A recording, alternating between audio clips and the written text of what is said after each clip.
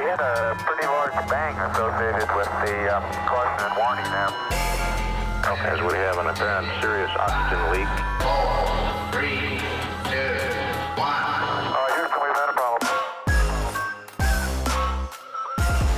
He's in a roll and he can't stop it. Performing an evasive maneuver. Okay, Houston, we've had a problem here.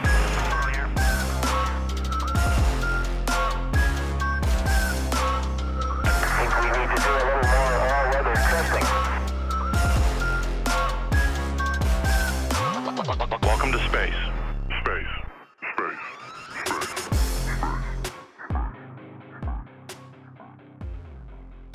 Hello and welcome to Failure to Launch, the space history podcast where we take you through all the mistakes, failures, and explosions that made modern space exploration possible. We are your hosts, Quinn, Chris. A cold Chris. and today we are joined by guest Frost to talk about Operation Argus, the Cold War plan to cover America with a flying shield of radioactive death. So, Frost is a YouTuber who runs the Phrosphor channel where he uploads videos mostly about strategy games. I have been a big fan of his work for a while now, and since a lot of the games he plays often delve into the Cold War, alternate history, or space, we figured it'd be fun to have him on to talk about the period of history where any scientist with a doodle of a doomsday weapon could get billions in funding. Frost, thank you for coming on the show. Thank you very much for having me. I'm really excited about this. I know nothing about this period of history, really, apart from the alternate history stuff. And what I have heard about Project Argus is both terrifying and fascinating. Oh, it's going to be so much fun. That's the best part about learning, like in my limited experience learning about history, is even if you think you know a time period, there's always going to be like dumber stuff to delve. There's just always going to be someone getting so much weirder with it than Oh you God, could on. yeah. And we're going to talk about probably like every single time we talk about a weirdo or a lunatic on this channel, I say they're my new favorite. I said that Bob Truax was my new favorite. I'm just very impressionable, but this time we are going to talk about probably one of the weirdest guys to ever like do weird shit. I'm excited. It's great. It's great. And I already knew a fair amount about like the Cold War paranoia and this time whenever everyone thought that everything should be nuclear, Operation Plowshare, all of that stuff. The late 50s when both the Soviets and the Americans were just detonating as many test nukes as they possibly could. This puts them to shame. Oh, yes. So, have any of you guys ever heard of Operation Argus? Before this podcast, I have not. All right, that is fair. I need to, every time I ask this question, I always poison it for the audience because I have gotten so excited that I have hinted stuff to all of the guests and hosts. So whenever I say like, oh yeah, well, have you ever heard of Operation Argus? Everyone can just say like, yeah, you've sent me a lot of stuff. Yeah, that's essentially where I'm at. I've been poisoned. Yeah. I've done everything I can to avoid learning more about it before right now. Yeah, I should just do these as surprises. I just get too excited. I'm sorry. Audience, I'm also sorry to you. I do have a question. Sure. Is this is in the 50s, it's nuclear. Is this part of the US weapon series testing? Like, do you mean if it's part of the weapon testing that they're doing out in like the Marshall Islands? And Nevada, just nuclear test shots. So it is broadly part of the like ongoing thing of the U.S. doing these test detonations. Also, audience, if you want to learn more about that, specifically out in the Pacific, Lines Led by Donkeys has an old but very good episode called How the U.S. Poisoned the Marshall Islands. I would highly recommend you go listen to it. Honestly, we killed an island. Yeah, I should not laugh about that, but This is the stuff you don't learn about when you have a European education. You just don't really get a lot of this covered in your average upbringing. in complete fairness, we did not learn about this in school either. I didn't learn about it in Canadian school. I'm willing to bet you guys were not taught in history class. Oh, don't worry. We didn't even come close to this, so. This is the stuff you have to delve for the truly awful stuff. So basically, Operation Argus, you guys know how nuclear explosions have an EMP effect to them, right? When an atomic bomb detonates, it lets out a massive electromagnetic pulse that can fry electronics for hundreds of kilometers, even like further than the blast zone. Yes, vaguely. Distinctly aware mostly from all the strategy games I play that make great use of this mechanic.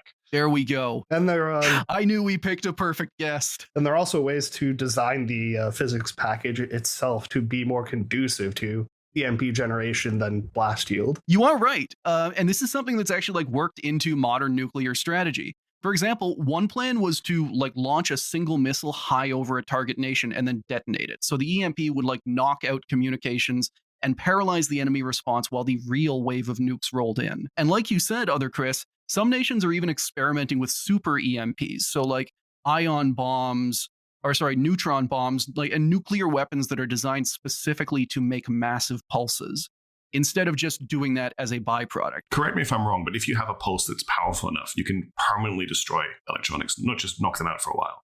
Yes. Radiation is, at the end of the day, particles moving at incredible speed. And things like a lot of the damage that we're going to talk about with Operation Argus is done by beta particles. It's like it's just singular electrons. And these do, if you get enough of them, they can, like, they have mass. They are like matter. And if they fly through electronics, they can physically shred it. One of the dangers of sending electronics into space is that if it goes on long enough, they will just get like microscopically turned into Swiss cheese by radiation just plowing through them.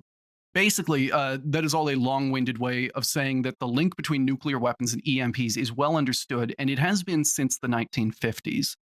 But what if you could go a little further than that? What if, instead of letting that nuclear pulse dissipate, you could capture it and keep it for later? What if, and this is the true goal and genius of Operation Argus, you could Avatar-style radiation bending to like shape that pulse and control it? Needless to say, we're talking about some supervillain shit today.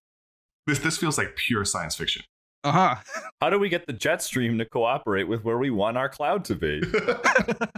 Yeah, like I'm setting all of this up, and then I'm going to tell you that Operation Argus is actually just like a big fan and just like pouring polonium out into it and just like blowing it towards the enemy. I can see why anyone in the military would be like, this sounds like something I want to have. So I know I repeat this off, but like on our show, one of our favorite things is whenever a scientist goes to the military and is able to get like millions or billions of dollars in funding by just saying this could be a weapon. Like that's how the Sputnik gets launched. That's how Wernher von Braun launches the first American satellite. All of this is just you just go to the military and you say, I have a weapon idea. It just conveniently looks like the thing I already want to do.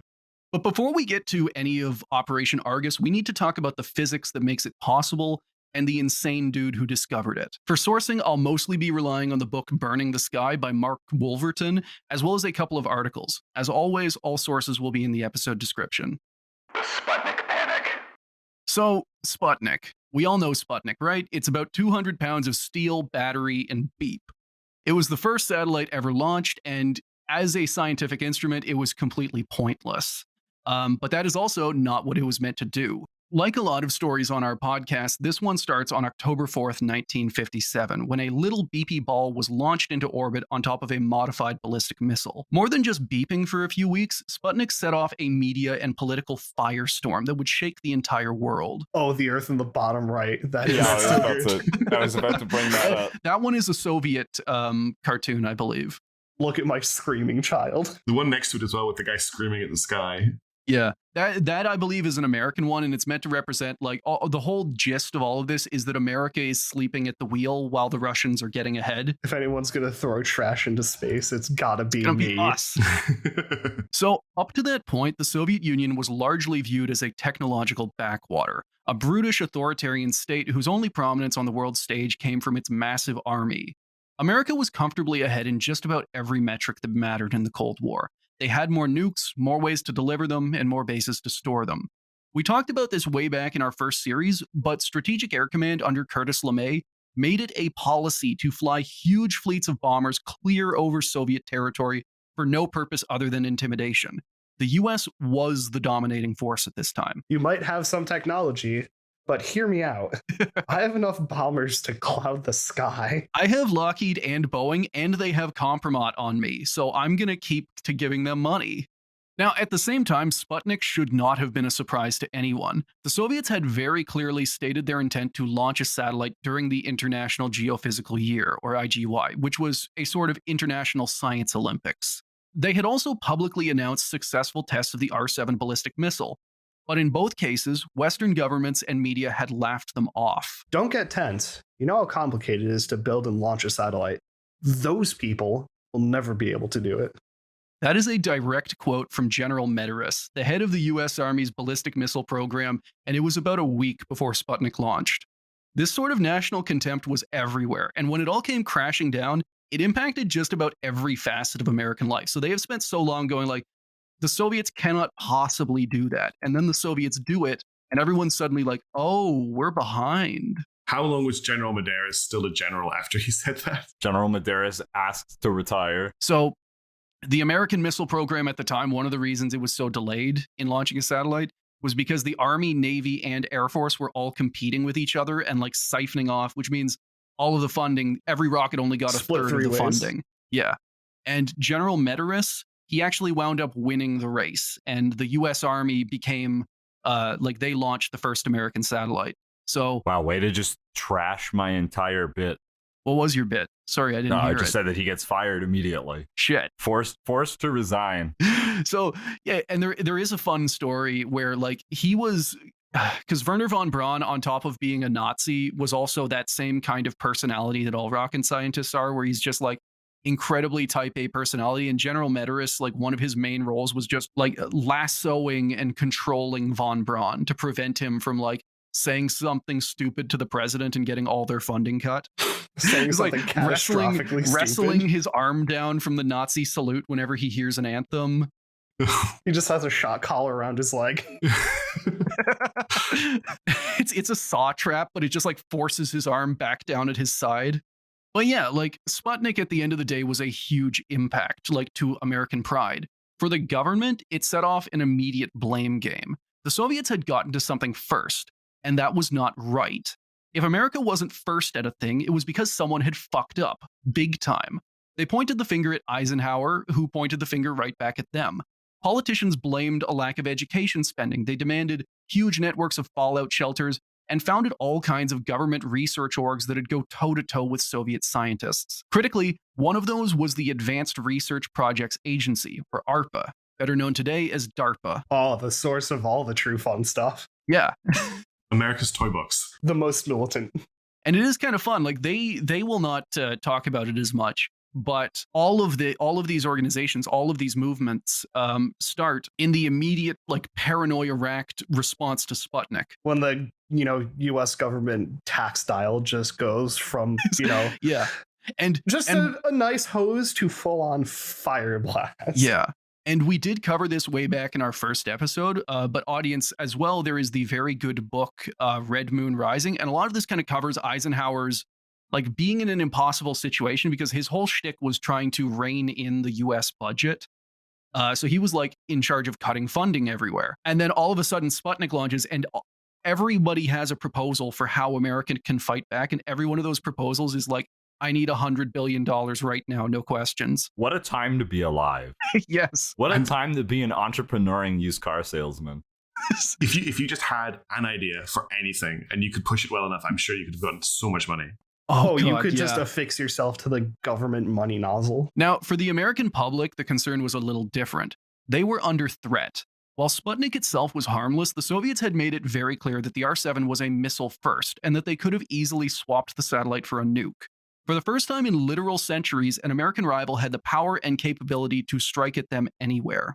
It didn't matter that Soviet citizens were under infinitely more threat, with American bombers literally buzzing their cities. America's heartland was under threat, and that was not right. The media only served to stoke those fears until you had people organizing like Sputnik watch parties, and they even made petitions that the US government should just nuke it out of the sky, which is coincidentally what we're going to be talking about today. I'm just imagining the timeline that could have resulted if that had happened. Yeah, if just like the first satellite in human history 2 days after launch had just been struck by like an atomic missile, it would have ruled. It also would have been like the most petty little thing America could have done.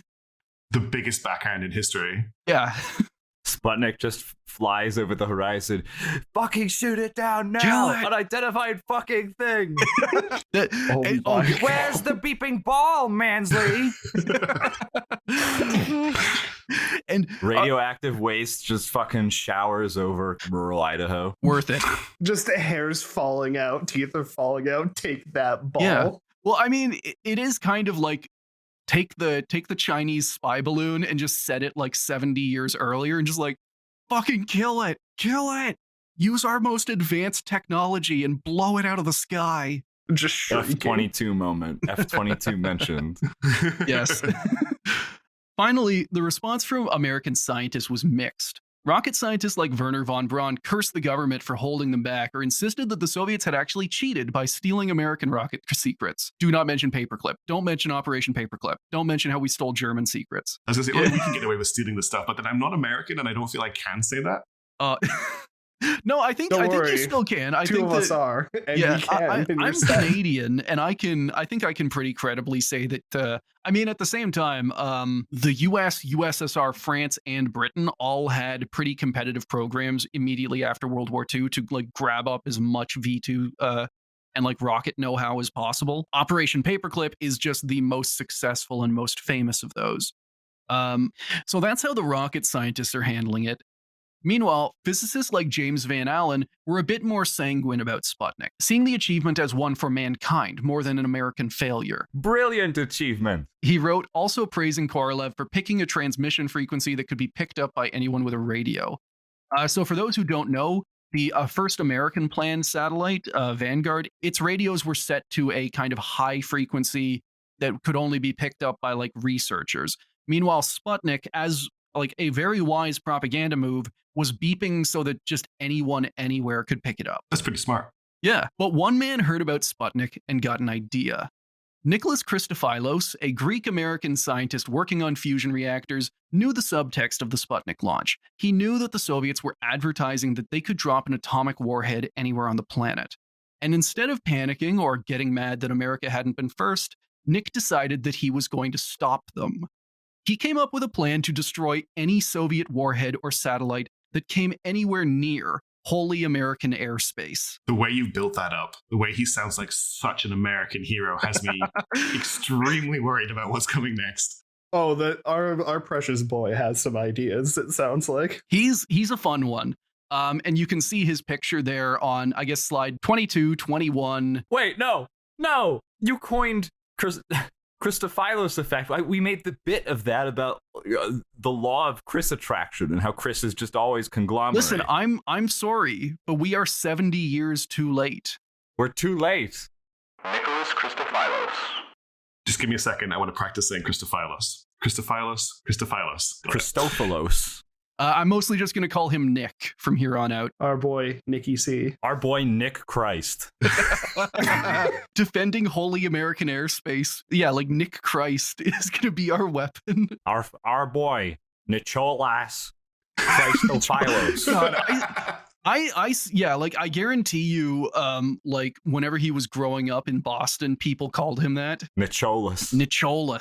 Now, in 1957, Nicholas Christofilos was not exactly a well-established scientist. Instead, he was an oddball, tolerated at best by his peers who had to endure long rants about whatever new idea he'd thought up that could change the world this time. Quote, he's just like me, for real. Yeah, he just wanted to tell people about his microfixation. And, like, is that so bad? Christofilos didn't fit any of the popular scientist stereotypes. He tended more towards saggy blue suits, bright ties, and scuffed-up black shoes than the tattered sweaters of Einstein. Nor was he thin and ascetic. He was sturdy and had an avid appetite for fine food and wine. Whereas Einstein was a famous pipe smoker, Christofilos preferred a steady stream of cigarettes. The accent was definitely there, a thick Greek variety that at times could be so heavy that some of his interlocutors wished he came accompanied with an interpreter. Calm and reserved, he definitely was not. A colleague once remarked that Christofilos could easily play both roles in an argument between a pair of cab drivers. That is an indictment. Yes. What a great description. He's just like this incredibly boisterous dude. If he has an idea, I'm sure he's the kind of guy that would have just like taken you verbally hostage in the hallway on your way to your office. The exact opposite of gatekeeping. With lots of pointing with an unlit cigarette. Yeah. Getting uncomfortably close and you can just smell the wine on his breath. No, that cigarette is lit and you're getting poked at least once. All right, so like imagine this is the atomic heat of the sun jabs it into your chest.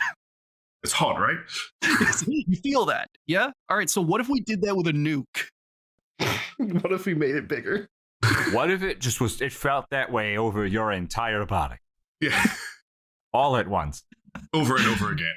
At the same time, this, like, as I'm reading this after writing it, this does just sound like a superhero origin story. Maybe not the superhero origin, but like, this is the mad scientist that gives some kid superpowers. Because he's just like, he accidentally locks him in the fusion reactor. Sends him in to get his six-pack that he left in there. Oh, I dropped my lighter. Hang on. It's made from this new element we found. It's really heavy. Now, he'd been born in Boston to first-generation Greek immigrants, but his parents moved back to Athens when Nick was 7. He grew up a tinkerer, building his own radios, training to be an elevator repairman, and reading books on nuclear physics in his spare time. So he is, like, genuinely incredibly smart. His plan was to get an education in engineering in Athens, then move back to the States so he could study at MIT. Now, this was in 1938, so needless to say, his plans got derailed a little bit. In 1940, Mussolini's Italian army invaded Greece, and they got immediately ground into paste. The Greek army counterattacked, retook all their territory, and then counter-invaded into Italian-occupied Albania. On it. Yeah, Honestly, like- victories. Huge 180. Mussolini then had to beg for help from the Germans, who were able to blitz through the battered Greek army, and suddenly little Nick was living under Nazi occupation. Yeah, because they're too busy boot stomping the Italians into a fine red paste. Oh, God. I don't want to just make this nothing but sending our audience to go listen to Lions Led by Donkeys more, but just there's a very good series of just the Italian troops being so terrified of the Greeks that, like, one Greek soldier reportedly bit the Italians repeatedly. What? It's fun and just kind of more of like, I always find it weird that everybody always like, oh, the French surrendered and whatnot, whenever like the Italian army is right there. You can make fun of them so much easier. Morale, national pride, people, it'll do things. Oh, the Italian army. Professionalized incompetence. So, yeah, Greece gets occupied. The elevator company he worked at was nationalized, and Nick was given the choice of either repairing German military vehicles or executed on the spot as a potential saboteur. He picked the repair job. A real choice. Do we have to cancel him now? Oh, Yes, face the we wall. can do that for other things later. Don't worry. This is the most minor of issues. Yeah, and I mean, at the same time, he was working pretty much with a gun to his head the whole time. Because on top of just like not trusting people that they had occupied and were oppressing, the Greeks also had that whole racial inferiority thing of anyone that wasn't them, and Greeks definitely fit that profile. Now, aside from getting almost firing squatted, Nick was able to ride out the war in relative peace. One very minor perk of Nazi occupation was that he got access to German scientific papers that he spent almost all of his free time reading. What particularly interested him was the new field of particle accelerators. And being Nick, he immediately threw out all of the conventional designs and started to invent his own. That's not a red flag at all. Yeah. It's just like some kid who's just, yeah, I can do that better. Just looking at all of the Nazi scientists, no pow sand, you don't know what you're doing. Let a real man do it. See, back then, every particle accelerator was massive. Think industrial scale magnets, like just to get them to work, huge power draws. I'm not really going to get into the weeds on physics here, but Nick invented something called the strong focusing principle that basically used alternating magnets to direct particles in an accelerator. And the whole, like, basically in the way they describe it is the old method was you had to have magnets mounted along like every axis, so like X, Y, Z. And then all of the magnets would fire at the exact same time, and they would like brute force the particle along the path it was supposed to go. And this was like massively wasteful. And Nick invented this idea of like, well, like what if you fire them like one at a time and you just kind of like nudge a particle this way and then nudge it that way and then nudge it this way and just do that really fast. This does work. This allows them to be both much cheaper, easier to build, a lot smaller, and like the power draw drops ridiculously. Because the size of the old magnets was the bottleneck to building bigger and faster accelerators, this basically cleared the way for all kinds of massive new cyclotrons and synchrotrons and betatrons and all that stuff. What about the Sigmatrons? Whoa. I didn't go through the list, like the whole list, because I didn't want to dive into like particle accelerator stuff. I'm willing to bet a Sigmatron does exist out there. Okay, I'm Give me a second. Oh, he's going to go look. So Nick patented the idea in 1950 and sent off a letter to the University of California's radiation lab, who completely brushed him off. They sent him a note explaining why he was wrong and his idea was stupid, and eventually just routed all of his letters into a crackpot bin that they had. To be completely fair, like after World War II, and we are after World War II at this point, yeah, this is 1950, all kinds of scientists all over the world, like they were just getting letters from random people, like actual crackpots just saying like, hey, this is my idea. Will you hire me? Will you get me to America? Will you let me work on nuclear weapons and stuff like that? So them getting a letter from a Greek elevator repair guy, I can understand being a little skeptical of that, but it also seems like they didn't read it. I'd love to be like look back at these people who push these ideas aside. This guy's a crackpot when their name is at the top of the list and being like, okay, he's Project Argus. It's yeah. Now here's where we get to a problem, because 2 years after the California scientist told Nick that his idea was dumb, scientists at the Brookhaven National Lab in New York on the opposite side of the US, they invented the strong focusing principle again, and they got the credit for completely reinventing the field of particle research. So Nick has just been scooped. I'm sure he'd love that. Yeah. He had a bag thrown over his head and pulled out back and worked over a bit. So this wasn't actually malicious. See, because Nick had patented his idea and not published it, it was still stuck somewhere in the patent office, and no one at the Brookhaven lab knew about it. But that didn't matter. They had stolen the credit and ideas of Nicholas Constantine Christofilos, and they would pay. He hired a law firm, moved to America to confront them in person, like went up and knocked on their door, and forced them to give him credit. And then, once he had the credit and ownership of the principle, he sold it back to them for $10,000, or about $130,000 today. And then he immaculate. retired, and that's the end of the story. Yes. No, his ego is currently, a nice bonfire. It is getting stoked. It is working perfectly. He is being activated. He's completely self-taught, he's very driven, and he's an expert at pissing people off. He made enemies so well that when he moved to the US, a number of scientists thought that the whole patent debacle was actually an act to sneak a Soviet agent into their labs. They're just like, yeah, there's no way he actually knows this stuff. Look at him. He's definitely a KGB guy. He's just an elevator repairman. At the same time, there was a lot of that. Like there was classism, and people going like, A, he's Greek, B, he's an elevator guy. How could he possibly have a good idea? If you think about it really hard, I mean, a particle accelerator is kind of like an elevator. Yeah. He's just like watching he's just watching someone get into an elevator, Nick going up, and he's just like, what if I could get that up to like 10% of light speed? What if I could just do that? What if those people were particles? What is an elevator but a particle accelerator for people? It's just, I mean, at the end of the day, it is just accelerating a lot of particles in the shape of a person. So, who's to say? So Nick got a job at the Brookhaven lab, like the same one that had stolen his idea. Oh, I bet he was popular there. Yeah, it was basically like their apology to him. And he starts working on the new accelerator that he'd basically invented. But some of that suspicion meant that it'd be 3 years before he got his security clearance. So I was going to say, did someone in America actually do due diligence at that time? I mean, kind of shocking. Yeah, he's a guy who's lived under Nazi occupation and in that capacity worked for the Nazis. And then there's also suspicions that he's a Soviet spy. And I do kind of find it kind of funny that they let him work on the particle accelerator before he got his security clearance. Like that was considered something that's like, no, that's small time work. You go do that. But he did invent it. You can't really keep him from working on it. Exactly. Yeah. If you don't, he's going to go back to Greece and he's going to build it in his garage and it's going to like destroy half of Athens. This angry Greek man has the pipes, the like steel pipes that he's using are going to burst and atomize all of Greece.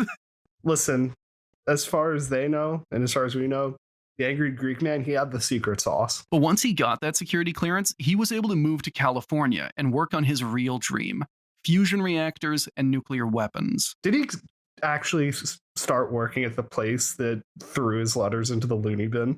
I don't believe he started working at the University of California radiation lab. Like he started working on a nuclear weapons at a nuclear weapons lab, which I think was beyond the radiation lab stuff.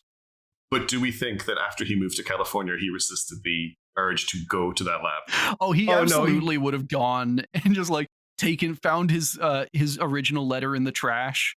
I mean, he probably should have thanked them at the end of the day because they made him $10,000 richer. They got him credit for his idea, and he was now like an established scientist in the US. Oh, I like to think he guaranteed drove past their front door and whipped a beer bottle at it. So now he's working on nuclear weapons, and this is how we come full circle back to Sputnik. And I know that was a lot of talk, but I want you all to have an idea of the kind of guy the hero of this story is. He's brilliant, he's confident, and his way of thinking is incredibly unconventional, which is why when Sputnik launched, Nick didn't see it as part of a bigger space race.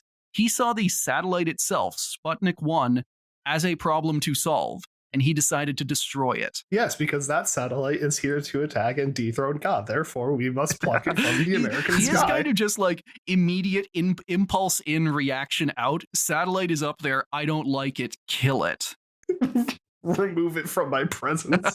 What you're building up here for me is the image of a guy that in the right place at the right time could change the world, and in the wrong place at the wrong time could be the subject of a book called Burning the Sky. Yes, because his idea, and this is like he immediately goes to his boss and just starts giving him one of his like trademark arm flailing rambles. Multiple cigarette pokes to the face. Yeah. All right, now imagine this is the warhead and your face is America. Hold very still for a second. And this ashes fall out. So his plan was to build an artificial radiation belt and smack it right on top of America. Oh, we are dousing them. Yeah, this is some science fiction shit. Now, I am not a physicist, so if I get things wrong, please don't get mad at me unless it's like really wrong. But basically, the Earth has a magnetic field. This is continuously being pumped out by the Earth's core, and it's shielding us from the solar wind, a stream of charged particles that are blasting out of the sun all the time. It was also believed at the time, but not confirmed, that the Earth's magnetic field could trap some of that solar wind and shape it into rings. So this is actually true, and this is what we now know today as the Van Allen belts. Anyway, Nick's idea was that if the geomagnetic field could influence and trap solar radiation, why not artificial radiation? What if you detonated a nuke in space in just such a way that the charged particles from the bomb would get trapped over a certain area? If you pulled it off, you'd wind up with a cloud of radioactive debris floating just above the atmosphere, packed dense enough that any warhead or satellite flying through the cloud would be fried. Nicholas Christofilos wanted to shroud the United States in a death cloud. I'm just taking a second to digest that. Sorry, I was muted. That is metal as fuck. I know. It rules. Like, it sucks. It's horrible. If it had, I'm only if it left, had worked, it would be horrible, but it is so cool. It I'm absolutely only slaps. left thinking about how much this sucks. I mean, It is also at the same time, like, what I love about it is it's kind of the ultimate isolationism, because that death cloud is going to be there for your like American rockets too. This is basically just saying like the United States will never go to space, and that is fine. We are going to line our borders. Like, we're going to take the death cloud and we're going to pull it down until it meets the Earth, and all of the United States will live inside of the radiation dome. How do you spin this to the American public? Like, citizens of America, the death cloud will protect us from the perfidious Russians. What do you mean? It's a comforting blanket. Nicholas Christofilos is going to tuck you into safety. Iron Curtain? This is the most Helldivers thing ever. I know that all four of us have been playing Helldivers a fair bit recently, so this is the most like super Earth would douse itself in radiation to keep the evil automatons away. Now listen, you've heard of the Iron Curtain. Yeah. But how about the nuclear blanket? What about the glowing curtain? The nuclear blanket. It's like a Snuggie. In partnership with Snuggie. Ignore the fact that the air tastes like metal. Dude, now. I bet if you built the death cloud, you could do skywriting with like a satellite or a rocket or something. You could write brought to you by Snuggie in the death cloud. So that every American walks outside and they just look up and there's just this huge green haze horizon to horizon, and they just know that, and they know that they are safe. And meanwhile, the Soviets have like conquered the entire rest of the world. It's the lead-lined thermonuclear Snuggie. Go outside and praise. Great. Now I need to get someone to do like 1950s style art of that. Can someone throw this up on Etsy? I want to buy one. Now, even for a Nick idea, this was pretty out there. But a couple of factors meant that it was taken seriously. First, Nick did have some experience with this. His work on fusion mostly involved containing plasma within magnetic fields. So this would just be the same thing on a global scale and exactly as easy. Just scale it up. Yeah, this is 1-to-1. I mean, come on, light that candle. Let's get going. Chip chop. Yeah. Time is money, baby, when you're Nick. An elevator is exactly the same thing as a particle accelerator at the end of the day. And a nuclear reactor is exactly the same thing as the planet Earth and America, the nation and concept at the end of the day. So, like, why is everyone doubtful? And the second reason was that it was the height of the Sputnik panic and no one in America was thinking right. US officials were scrambling for a response to the new Soviet ICBM threat, either out of genuine worry or, at the end of the day, maybe just to cover their own asses and appease the public. Christofilos was offering a solution. If his plan worked, it'd nullify Soviet ballistic missiles and put America back on top. Side note, America was still very much on top of the nuclear game. The R-7, the first ICBM, it only became operational in 1959, 2 years later. And at their peak, the Soviets only ever had 20 of them actually armed with warheads. Meanwhile, the Americans had literally thousands of atomic bombers all around Europe. And just able to, and they were bringing out the B-52. They were on top. This was purely American delusion. And at this point in time, guidance is, just light the candle, hope it goes in the general direction. Yeah. Is this before or after pigeons as a potential guidance method? God. Oh, no, this is far after. Pigeons was World War II. Yeah, so they've got, they've moved up. They're at crows now, significantly smarter. They've taught a parakeet. We have taught a parrot to recite half of Marx, and we have put him in charge of the rocket. No, they would have just done that with Laika. Laika would have kamikazed the first warhead into Washington. But no, listen, I'm still a big fan of pigeons were the first anti-ship missile. Hell yeah. Just trying to peck at the screen. Now, all of that meant that Nick was taken seriously, but what pushed him over the edge and made sure that the government would buy into his plan was that he came up with a way to use this as a weapon. So because the geomagnetic field lines, because they come out of the Earth's surface in one place and go back in another, that effectively links those two places. And because of that, depending on where you launch the atomic bomb, you can launch it far away from where you want to set up the shield. The particles will travel along the field line and they will set up a shield at the opposite point from wherever you detonated. And also because wherever you set up a death cloud, that area is going to have a lot of trouble using things like radar and radios. If Americans wanted to set up a death cloud over the Soviet Union, they could paralyze any response to an American attack. It's like a nationwide flashbang against all of your electromagnetic equipment. You'll see that they've kind of got it mapped out. If you wanted to put a shield over America, you would have to detonate in kind of the South Pacific. But if you wanted to put a shield, a radar dampening shield over Moscow, you would have to detonate in the Indian Ocean. And this was actually a positive because it meant that there would be no warning. You could go in the middle of the Pacific where no one is looking, or the middle of the Indian Ocean. You detonate there, and then all of a sudden Moscow wakes up covered in death cloud. The perfect weapon. Exactly. It does appear though to have one problem. How do you deal with the South Atlantic anomaly? Well, that'll it's come someone later. else's problem. Yeah, that just means Argentina is immune. That's Argentina. the one part of the world immune to the American death cloud. So you can bet that the American government was exactly dumb enough to buy this idea. And with that, Operation Argus was born. The top army brass are like, I'm a soldier, not a scientist. Explain it to me. I'm paid to lead, not read. No, all this is I'm going to fart hard at the Soviets. They're going to die. Observe. Nicholas Christofilos, Nick Christ, American hero, is going to fart in their general direction. Again, I mentioned it before, but how do you spin this to the American public? Oh, it turns out you don't. Thermonuclear Snuggie. The branding is right there. Yeah, you just don't tell them, and you don't tell the world. It'll be our little secret. Oh, it's just cosmic radiation. I'm sorry, Moscow. It's just cosmic radiation. Listen, it could have come from anywhere. Do you guys get sunlight over there? Boom. I that's where it came from. I don't know what you want me to tell you. Cosmic radiation just sounds like you have bad vibes. Stop it. All we did was explode a nuke over the ocean. We were just doing some testing. Sorry, we messed up. Someone put in a 0 where they shouldn't have, and we turned off your sky. If you wait a little while, maybe it'll come back on again. No, that's exactly it. We turned off their Yeah, it is just you turn off their sky. No one can go up there anymore, and like all of their radar just stops Russian working. citizenry just looks towards the sky, and it's the Gmod default, like pink and black texture. The Americans now possess the power to steal your textures.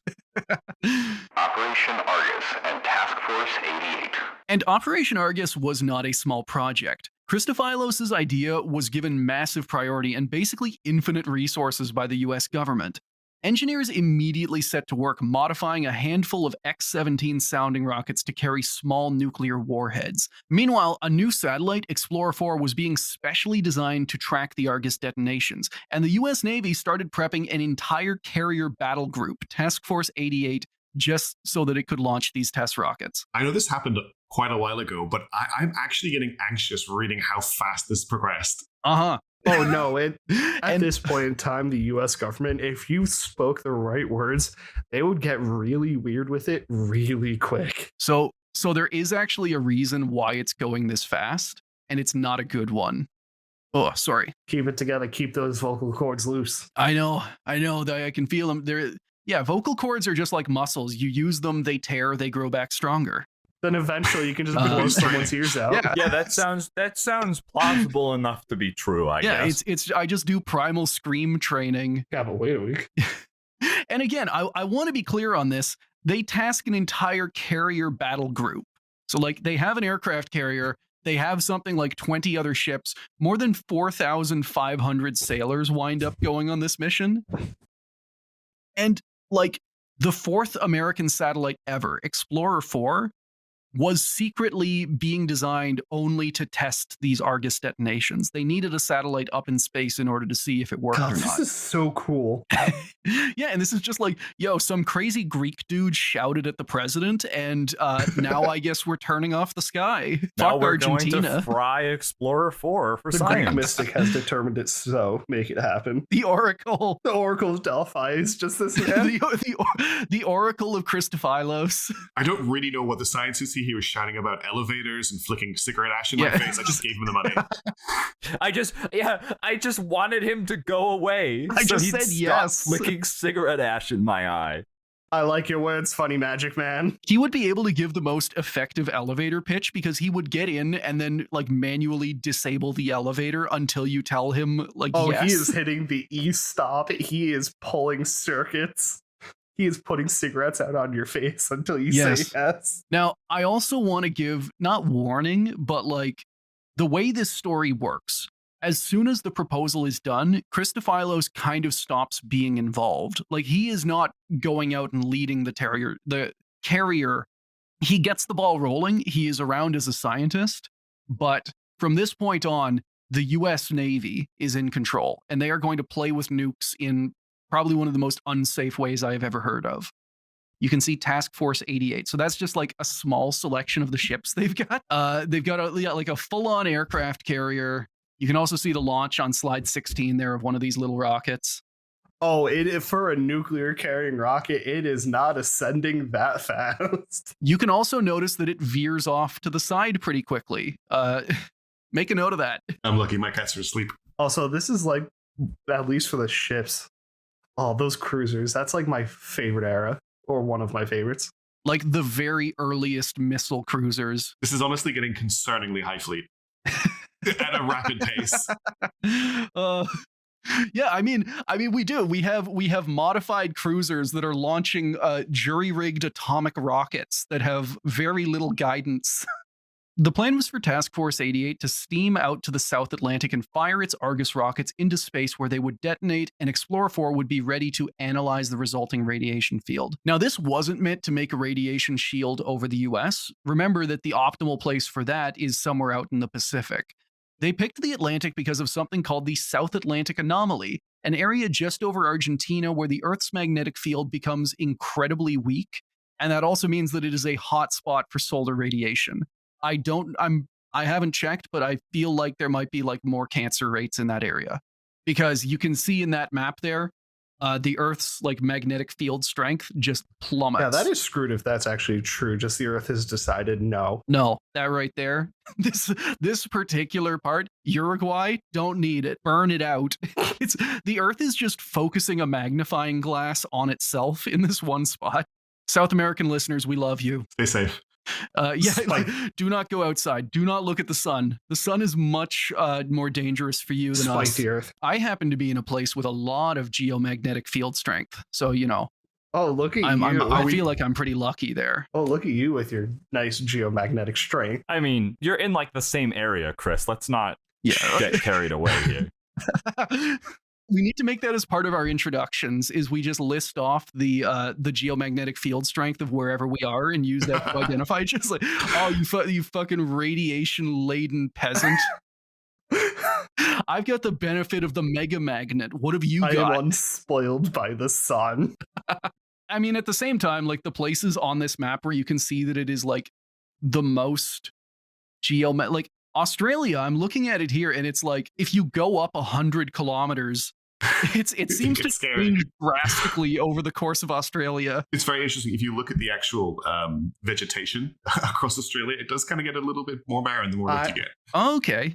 I feel like at the same time, we could just be doing the biggest stretch imaginable.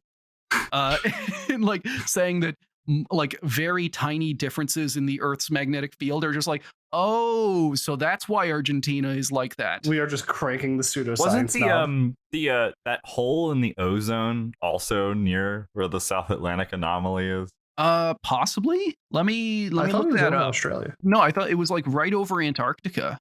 It looks like Australia has a really high proportion of UV radiation.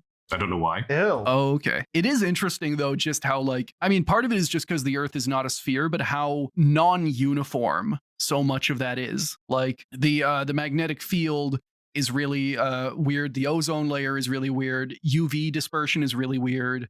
So I'm getting a little bit ahead of us here, but how 100% sure are we that the Project Argus testing didn't make the South Atlantic anomaly any worse? Oh God. No, cut his mic. All right, yeah, we're gonna do a live show out in Argentina. We're just gonna see if like there's this weird crackle in the background of my mic and I can't make it go away. So to kind of loop back to that, they picked Argentina and they picked the South Atlantic anomaly basically because detonating bombs here, like they felt that the nuclear radiation wouldn't drift and that it would be contained in the anomaly. And this was, and also that it could be hidden against the heightened background radiation caused by the anomaly. So this was important because Operation Argus was also supposed to happen under total secrecy. Because nuclear weapons and secrecy definitely go hand in hand. Oh yeah, and the lengths they went to with this are actually kind of horrifying and fun at the same time. So some parts of keeping Argus secret were easy. Like the grad students who were working on the Explorer 4 satellite, they were just told to keep their mouth shut or they'd be sent to prison or shot. And that worked. It's a very Russian attitude. Yeah. Well, it's with a 45 instead of a Makarov. So Soviet. How would it be if this happened today? You know, that would be bad. That'd be bad news if the government threatened to shoot anyone. Yeah. Shoot students. No, you just go on a one-way trip to Guantanamo. Ooh, fair. Getting sent to Guantanamo, but you're a physicist, so you're just like, no, the radiation levels. I want to stay where the magnetic field is strongest. You're going to Argentina. So for the Navy, though, it was a little bit more difficult. Task Force 88's cover story was that they were going to go test some new kind of surface-to-air missile, which would explain why they were off in the middle of the ocean shooting rockets. But that story wasn't just for the public. It was for the crews of Task Force 88 who had no clue they were about to be involved in a nuclear test. Now, by 1958, the US Navy had a lot of experience with nuclear testing, like we talked about, completely irradiating the Marshall Islands. And standard operation was to give every sailor a film badge that'd detect if they had been exposed to dangerous amounts of radiation. And Task Force 88 did have enough of these tags for everyone, more than 5,000. But they didn't hand them out because, if you're going on a mission to test a surface-to-air missile and your commanding officer gives you a radiation tag, you might suspect there's going to be some nuclear stuff involved. So in order to keep the secret of Operation Argus safe, they did not disperse any of this anti-radiation gear. Perfect. That sounds like such a great plan. We're really hitting some classics. And I have a quote here from Burning the Sky that explains their reasoning. The security aspects of the Argus experiment precluded the operation of the type of radiological safety program that is common to nuclear testing. It was therefore decided that the interests of the government should be protected against possible future lawsuits by a radiological safety program that would not reveal to personnel of the task force that nuclear testing was involved in their operations. So basically, they didn't want to get sued. And in order to not get sued, they thought the best way to do that was to just not tell guys they were being irradiated. They can just be involved in a later nuclear test where they know about it. Yeah, just make sure that every one of those guys gets like scheduled for 12 X-rays after, and then we can cover it up. No, that huge lump on your neck. That's just scurvy. Yeah, It's not service related. You got the South Atlantic lumps. Yeah, we'll cut that right out of you. What do you mean the quartermaster says there's all these tags in the hold? They must just be misdelivered. Those are scurvy tags. you, sir, need to eat an orange. Now, secrecy wasn't the only problem Argus had to deal with, because they were also under incredible pressure to get everything done by November 1958. And remember, this program starts in like March of 1958. Oh, This really is move fast and break things. Yeah. And the break things is atomic bombs. move fast to irradiate your sailors. See, Khrushchev and Eisenhower had agreed on a nuclear test moratorium. Basically, that starting in November, both the US and USSR would stop doing nuclear tests. This was meant to cool some of the arms racing that was going on and give both sides scientists time to figure out what kind of impact detonating hundreds of nuclear bombs might have on the world, which, spoiler, is not a good one. And while you might expect both sides to honor the spirit of the agreement and either ramp down their tests before November or just stop them early, the announcement of the moratorium actually kicked off both sides trying to cram as many tests as possible in before they lost the chance. Like, as soon as this is announced, both sides are just like, all right, like, detonate everything. Doesn't matter. So like we said, Operation Argus had been approved in March of 1958, and it needed to be done by November. So they have an 8-month window to build a satellite, organize a carrier battle group, and modify rockets to carry nuclear warheads, which is basically impossible. But we did it. They did it. They did the impossible. They succeeded. How many corners they cut, we'll never know. Those heroes. I don't have it written in here, but what they also talk about in the book was because this, if soldiers got irradiated, they had no real way of knowing because they had not officially been involved in a nuclear test. And because these guys didn't know, if the plan went perfectly, they would not know until they were older, until like suddenly they got cancer. So the system that they had was basically, if anyone who was proved to be involved in Operation Argus got a specific kind of cancer within like 30 years after, they would just get a small stipend as a like, oh, sorry. Sorry, we accidentally irradiated you. Sorry, your DNA is a little funky now. Here you go. So one symptom of this rush was in the nuclear warheads themselves. See, because of how tiny the rockets were, these had to be as small and light as possible. And because they didn't have the time to build their own warheads, the Argus planners just took some W-25 nukes from the Air Force, who were designing it to be part of the Genie nuclear air-to-air missile. Because again, it was the 50s and building a nuclear air-to-air missile was, considered reasonable at the time. Sounds all right. I mean, I guess you don't have to be that accurate. You don't have to aim. That's actually the interesting thing about the Genie, and something we will talk about.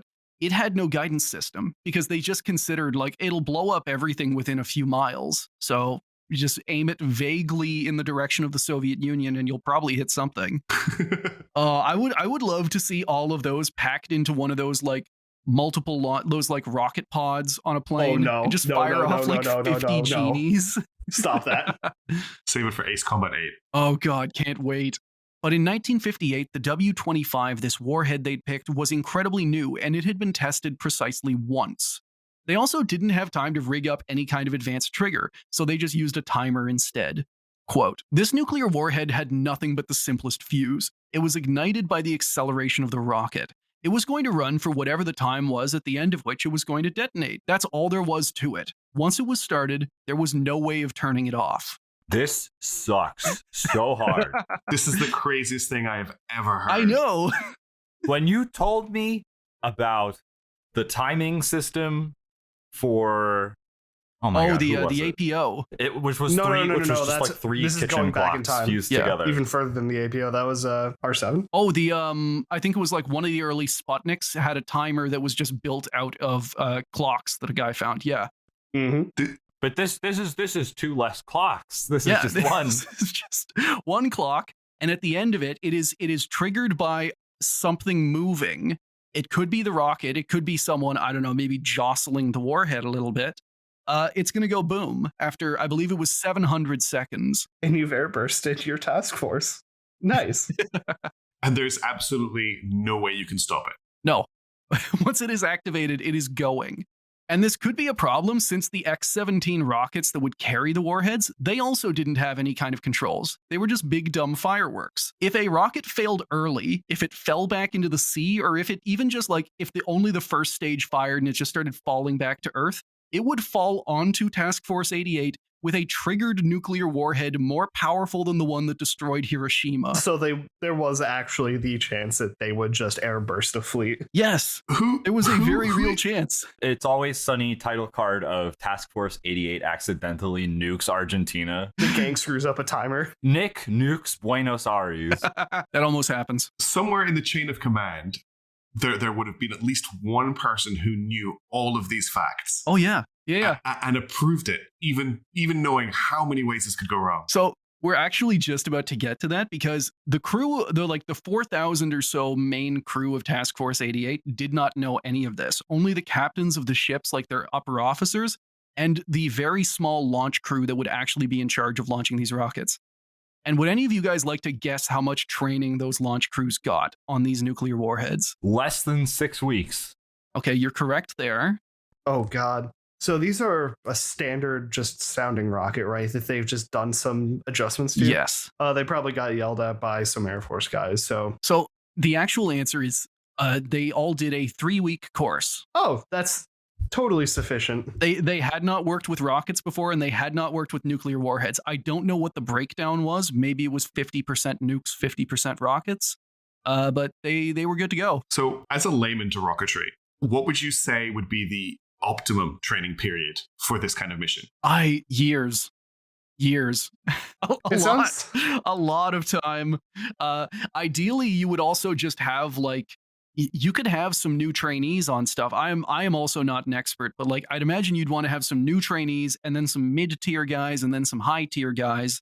All they had was the guys who went on the 3-week course. They did not have any experts with Here's them. how to light the bottle rocket. Here's how to twist the kitchen timer. Cheers. Like, if you're an expert in rockets or nuclear bombs, are you going to go on the boat where there's a very real risk that the bomb is going to land on you? Like, if you're smart, you know. No chance. 3 weeks. That's all you have to avert the loss of a fleet. Yeah. I'm trying to put myself in the shoes of like a captain of a minor ship, like a frigate or something that's in this fleet. Just knowing what's about to happen, being completely unable to do anything about it, and being the only person in your chain of command that knows what's about to happen. Yeah, your liquor cabinet is taking serious damage. Yeah, everybody else is just like bored, and they look over, and the captain is like fully drenched his suit in sweat. White knuckles on the railing as he stares at the ship that's launching. Captain, it's just a surface-to-air missile. What are you so worried about? Nothing. Nothing, son. Don't worry about it, he says through gritted teeth. Looking over at every other officer, like, it was an honor to have served with you. What? His sweat has like emulsified his cigar. I'm going to shield myself. He's deep. He's just in the officer's mess. Legs on the feet on the table. Captain, what's going on? It's casual Friday. Tell them discipline doesn't matter anymore. God has forsaken us. Eggs and bacon for everyone.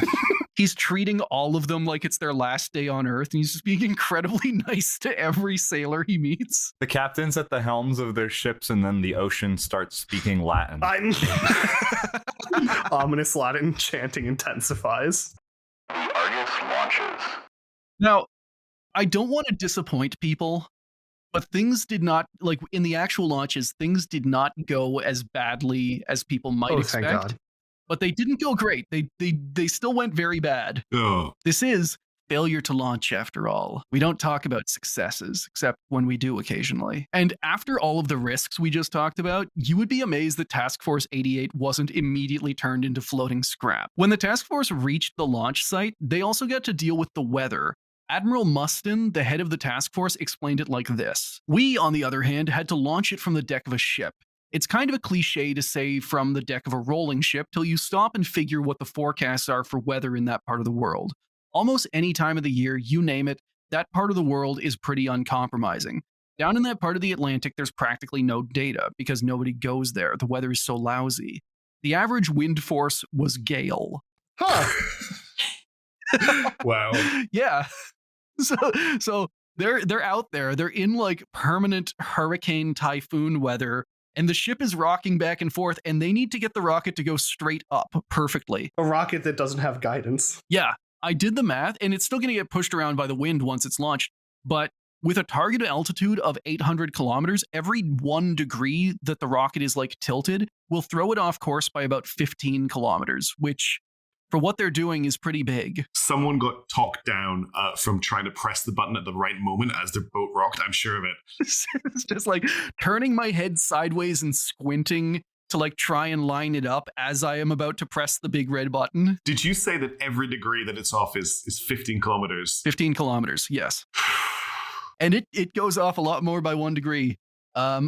So over about a week in late August and early September 1958, there were 3 Argus shots, all of them launched from the deck of the USS Norton Sound, an old seaplane tender. Hey. Yeah, so they're just crammed on that little deck in the back. I think there's like a little hangar to the right of it, and they put the rocket out. You can see it in slide 16, and they launch it. I believe that is Argus 1 because it immediately veers. Oh, yeah. That's quite a tilt. Yes. Yeah. The first attempt, Argus 1, launched fine, but veered extremely off course. By the time it detonated, it was about 1,000 kilometers from where it was supposed to be and nowhere near a useful altitude. Also, fun side note, even though the nuke timer never would have made it that far, it was on track to hit Brazil. I checked. Well done. I, Great work. Accidentally starting nuclear war with Brazil. We've got to get it out before the tide line. Even though the launch had been a failure, the crews described the flash in the sky as beautiful, and Explorer 4 was still able to pick up some signs that the magnetic field was trapping some of the nuclear particles, just like Christofilos had predicted. Wow, that Yeah, service to I'm air missile was amazed very at this pretty. point the crew has not realized what is going on, especially because a lot of the other ships in the like formation, they are set up in this huge blocking pattern all around the Norton Sound, like they are dozens of kilometers out, preventing anyone from getting near. They cannot be within like range of this. So Argus 2 was also a dud. It stayed on course, but probably had some kind of failure with the 3rd stage. It only reached an altitude of 300 kilometers before detonating, far lower than expected. And the crew didn't even get to see a cool flash because of how thick the cloud cover was, which kind of gives you an idea. Like the cloud cover is so thick it blocks an atomic bomb. what the hell? I mean, what's the point of sailing all the way down into the ocean? You don't even get to see the flashes from your cool missiles.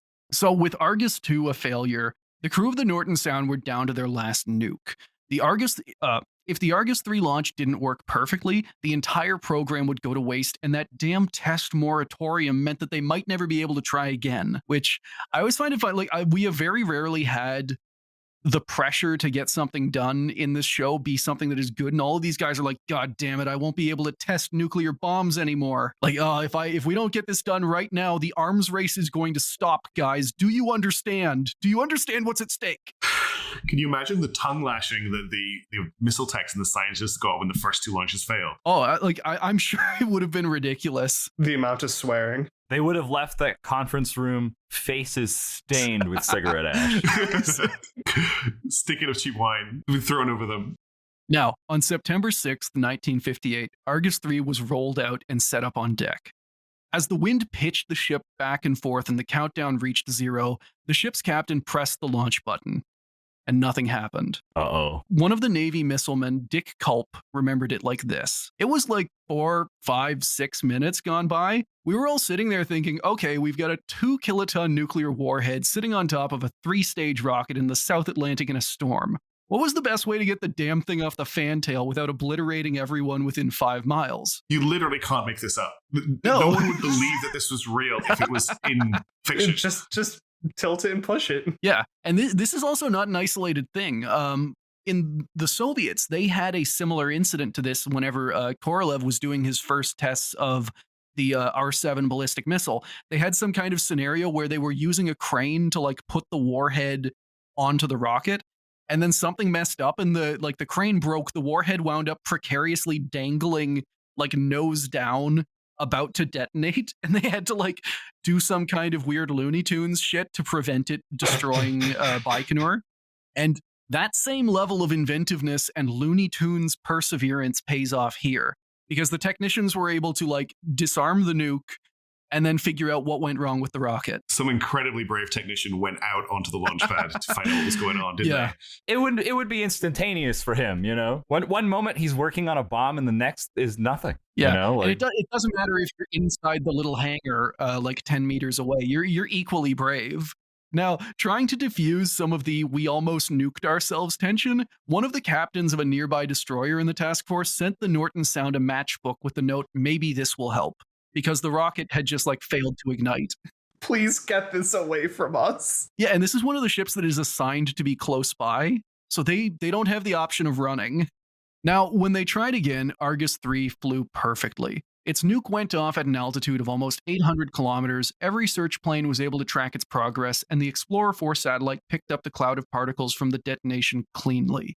I know we talked about the sight of a bomb going off in space with Argus 1, but I want to quote from an observer from the nearby USS Albemarle to give you an idea of like just how cool this must have been to see. Quote, "The effect began as a blue-green spear, starting close to the horizon, climbing in back of a cloud, and reappearing above the cloud. The effect first appeared about a half minute after detonation. A short time after the onset of the effect, a red crown developed at the head of the bluish spear. The red was distinct, but not as bright as the green. For the next minute, the red spread out while the blue-green lost intensity. The red aurora deepened in color, began to fade, and after 4 minutes was no longer visible. The blue-green spread out and became an indistinct luminous glow, covering about 45 degrees of horizon up to 30 degrees high. The glow slowly faded and was gone about 32 minutes after the aurora began. The brightest part of the display was extremely intense, as the edges of the cloud which obscured the center of the display were outlined clearly, as if the moon were behind the clouds." So I also don't have the best like visual idea. I can't picture that in my head, having read it. Nuclear space tests are extremely trippy. Oh, wow. Yeah. At what point did people not think they'd broken the sky? Yeah. This is how religions These are, formed. I believe, from the 1960s, because spoiler alert, the test ban does not last. And yeah, just like you create this artificial aurora borealis. The aurora Christofilos. There he is. I was just thinking about people in the south of South America being like, so what's going on out of the ocean? Don't worry, the Americans are just getting weird with it. And then like a bunch of glowing ships make their way to Rio a week later. Just a light blue tinge all around. Now, in the end, Nick Christofilos' ideas were vindicated. When the Argus nukes went off, the magnetic sphere grabbed those particles and trapped them exactly like he said they would. They even observed some of the death cloud formation that he thought could protect America from Soviet nukes. Today, physicists know this phenomenon as the Christofilos effect. However, that doesn't mean Operation Argus was a success. Our parents didn't spend the Cold War sitting under radioactive death clouds, or within the atomic Snuggie. You read my mind. The Christofilos effect is a real thing, but it turns out it's not as strong as Nick wanted it to be.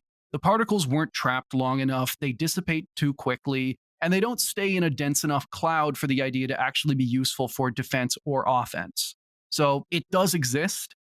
As a weapon, it is thankfully a flop.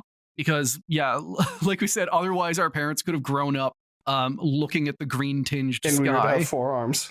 What a shame. Also, I don't believe I mentioned it before, but the original plan, if this would have worked, because while Task Force 88 was doing all their stuff, a whole bunch of scientists and military guys were planning like, all right, well, when Operation Argus inevitably works, and this is, we all go under the death cloud, they knew that the death cloud would like dissipate over time. So the plan was to regularly top it up by just launching more nukes into it. So just every month or so, this is Death Cloud needs a top up. Just throw a couple more ICBMs up. Yeah, like being an American citizen, but being pissed because the Death Cloud's weaker than it used to be. We're picking up Russian transmissions again. Back in my day, I couldn't even see the sun. Back in my day, the sky didn't even have a texture. Mr. President, build up the Death Cloud. So, despite confirming Christofilos' findings, Operation Argus was wound down and canceled, with a total cost of around 120 million current 2024 US dollars. The nuclear test moratorium went into effect in November of 1958, but it only lasted until 1961. When that happened, for 2 years, the Soviets and Americans raced to test all of the bombs that they had been saving up, including a number of space tests. Now, these boom years for nuclear testing would end in 1963 with the signing of the Partial Nuclear Test Ban Treaty. Long story short, like all through the Cold War, these guys have repeatedly been just like attempting to do little bans and then breaking them. The initial moratorium, the Soviets broke it first, and I believe it was because the French had done their first nuclear test. And the Soviets were basically just like, all right, well, if they can do it, I can do it. We're breaking the treaty. But at the same time, I'm pretty sure I read that like 1 week later, America also did a test, so they couldn't have been too surprised. Oh no, that test was guaranteed in the pipe, ready to go. All of those guys, for 2 years, someone was sitting with their finger poised over the red button, just like, come on, man, one more nuke. Just let me test one more time. Just let me test one more nuke. We will solve the Cold War. Just one more nuke. Mr. President, please. Just sweating the hardest a man ever has, just going, please let me poke it. Now, for his part, Nicholas Christofilos gained a lot of fame and cachet from Operation Argus, even if it stayed a state secret until the 80s. He translated a lot of that fame into support for his Astron fusion reactor program that he worked on for the rest of his life.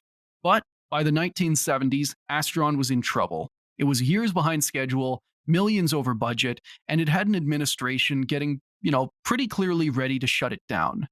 Quote, always a workaholic, Christofilos was driving himself and his assistants through 12-hour days, punctuated only occasionally by after-hours drinking bouts at local bars. And then, whenever it became clear that Astron was about to be shut down, on September 24th, 1972, Nicholas Christofilos died of a massive heart attack. Astron followed him a few months later. So Astron also had a massive fatal heart attack? Yeah, and that's why the Nevada pit is there. And we all remember that day. Listen, the Astron Corporation was just the Horcrux of Mr. Christofilos. Nick Christ going out in the way only a Mediterranean man could. Now, I didn't want to write that ending that way. With a lot of these guys, Korolev is a very good example as well. They work themselves to death.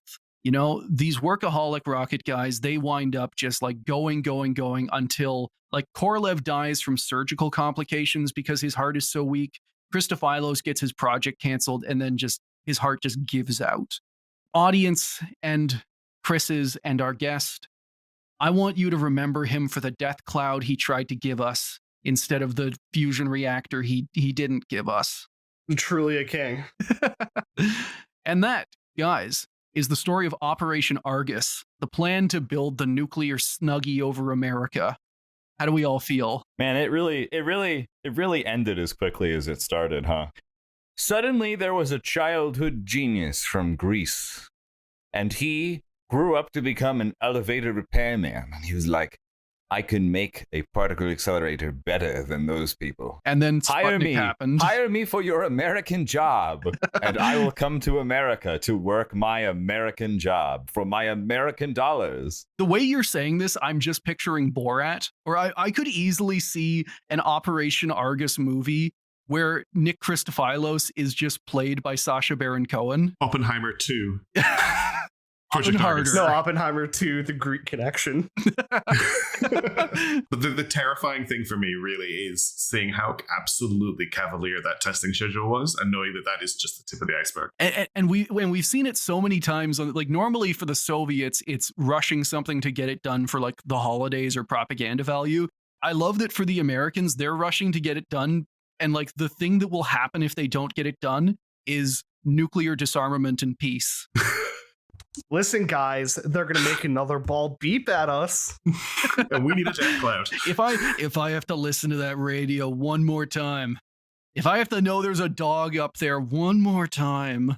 Oh, that one still hurts a little. Yeah, I'm sorry. Every time I try and talk about a fun space thing, it inevitably becomes sad because space is full of sadness. I love how I think that was a really great way to put it. It's like, what will happen to the American government if they don't get this done in time? We'll be foiled by our worst nemesis. The Soviets, sir? No. Peace. Ugh. Damn peace. They did keep manufacturing nuclear warheads, so they're just like, Yeah, it's big. Mr. President, like, have you told the president that, like, the storage rooms are filling up? We have too many nukes. We need to test them to keep the numbers down. Too many nukes? That's un-American. Oh, and I mean, that is also just like the attitude behind the Project Orion rocket. The idea that you could just like propel a rocket by throwing nukes out the back of it and just riding the explosion wake. When you originally told me about Project Argus, I confused it with Project Orion. Oh, yeah. I mean, equally stupid. No, Orion is so much stupider. Yeah, but I like Operation Argus because it has like this cool physics thing, especially because the Christofilos effect is real. That's fascinating. If you detonate a nuke in orbit and you do it at a very specific spot, it will form a cloud over a different spot. If you detonate a nuke in the Pacific, it will make a cloud over the US. That is provable. It is truly amazing, the amount of just material. Meanwhile, Project Orion is just nuclear surfing. You know, there's no physics. There's no sci-fi supervillain shit. What's more comfortable to the American public, the thermonuclear Snuggie or riding the blast? You can definitely market that Why is Snuggie. this just like a presidential debate? It's just like, I want to hide America under the death cloud, and I want to we are going to drive America into orbit with the nuclear bombs. All right, what if we bury the atomic bombs under America? I don't know why I'm doing Kennedy. And get all of it into space. Put the nukes in space. Oh, good. I'm pretty sure like the fastest man-made object was a manhole lid. I've heard of this, yeah. Yeah, and like that's just going to be America. America is just going to be the cork in the atomic bottle. Ladies and gentlemen, this is your president. Hold on to something. We've trained for this. Everybody assume the position. It's just like, yeah, it's just the duck and cover. All right, everybody lay down and buckle up. Let's see what this country can do. We're propelling the US into orbit. Watch this. She's the size of China, but she handles like Brazil. Why are we so That stupid? maneuver just cost us Rhode Island. Yeah, that's the staging. You have to shed the outer states as you go. God, that would be cool. Like Spaceship America, isn't that that's a Doctor Who? I'm pretty sure Spaceship Britain is a Doctor Who episode. Yeah, Spaceship Britain is a Doctor Who episode. Except they used like a weird whale, and America would just use nukes. That's their way. And then it would just have a big arm. Ontario would just be the arm tacked onto the side, and that would be Canada's contribution. Canadarm on a national level. It's just muscles, but every Canadian is an individual muscle cell moving it. The entirety of Canada shall flex. God, yeah, this is my new, like, I desperately want to do the world building for if we launched every country into space, how would they do it? And like, what would their space society be? Yeah, Nepal is easy. They just walk a few steps upwards and they're Well, I there. mean, with them, you could create the Thunder Dragon Empire. They called it Project Argus, but the outcome was disastrous. We had to flee the planet. Chris, I think you're thinking of Bhutan. Sorry, you're right. Please get your Himalayan nations Listen, I under got my control. hearts and iron for alternate governments mixed up. God, I dread the day that some kids are learning geography, not just from Hearts of Iron, but from like frickin' Kaiserreich. You This need is to already pull happening. your hand off Yeah. the lathe of heaven right now. Or worse, Kaiser Redux. So I do have this, and I think this would be a good way to kind of end us off. Like talking about Nicholas Christofilos, and this is from his boss, Herbert York. Nick was a remarkable idea man. The ideas were usually not good, but they were really remarkable in that they were the kind of ideas that nobody else had. Nick really was a genius in a very important sense. He often invented things that required two new ideas simultaneously, which is something that normally hardly anyone ever does. So I mean, I guess I kind of understand. He invented the nuclear space rocket and the Death Snuggie at the same time. He was also the first man with a multi-threaded brain. He could. And let's not forget, he perfected the particle accelerator. That is fair. Yeah, like his actual achievements, I think in terms of like things that are still used today, his main achievement is the strong focusing principle that did legitimately allow us to like take particle physics to another level. And then he also, like Operation Argus, the Christofilos effect, he did actually theorize that. That is a real thing. It's useless as a weapon, fortunately. But I don't know. He's a weird dude. He's I believe his colleagues called him the crazy Greek. He'd have gotten Athens into space. I think considering the time period, he would have had a much less flatter nickname. Also, what would Greece in space be like? Whatever method they would use, Turkey would say they invented it first. Ooh. Greece in space is just Earth's cosmic ring. Well, you know? I mean, yeah, and at the same time, the Balkans in space, like within a week of launching, they would have all rammed each other.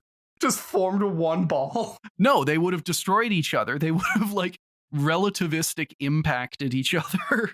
Mutual annihilation. I'm going to be thinking about this for like weeks. I'm going to be thinking about the world building of how every country would get to space, like not just send their people, but like physically get their landmass into orbit, but also just like what that shattered Earth. But yeah, Frost, thank you so much for coming on the show. This has been a blast. Thank you for having me. This has been a great one. Thanks for being here, Frost. And where can people find your work? I'm on YouTube at youtube.com/Fros. And it's all kind of very niche, weird strategy games and tactical games. Our audience is weird niche. So audience, get over there. Giant flying battleships powered by liquid helium, or just space battles. Check it out. Or my voice on a few of them. Yeah, Quinn's been doing some... I'm trying to do a narrative playthrough of a game that hasn't got a narrative campaign in the moment, so I've got some people contributing voiceovers for stuff, and Nick's been doing some great work as Commander Rubishaw. That's in Nebulous Fleet Command, which is basically a naval combat game in 3 dimensions. Oh. Yeah, other Chris, have you not gotten into this yet? I feel like this would be right up your alley. It does sound like... You're into that like submarine game, Cold right? Waters, yeah. This is like that, but space. If you were talking about SAH missiles earlier, if you like your missile designing, this game has a built-in missile designer where you can choose your different seeker warheads, including combining them, so you can have ARAD and semi-active homing, for example, or infrared, etc. Why would you do this? I need him available for recording next week. And thank you, audience, for listening to another episode of Failure to Launch. Thank you to everyone who has signed up to support the show, and a big shout out to all of our top tier patrons. Our cyborg cats are Boss, Matt, Leaf Goose, and Spectre Cohen. Our space dogs, Ben L, Fractal Moonlight, Furious Luddite, John C, Oliver, Tom M, and Zim. Albert Count, 7. Thank you for listening to another episode of Failure to Launch. If you want to follow us, we are Failure to Launch on Blue Sky and FT LaunchPod on Instagram. We also post our episodes with visual aids at Failure to Launch Podcast on YouTube. All music was provided by DJ Danarchy.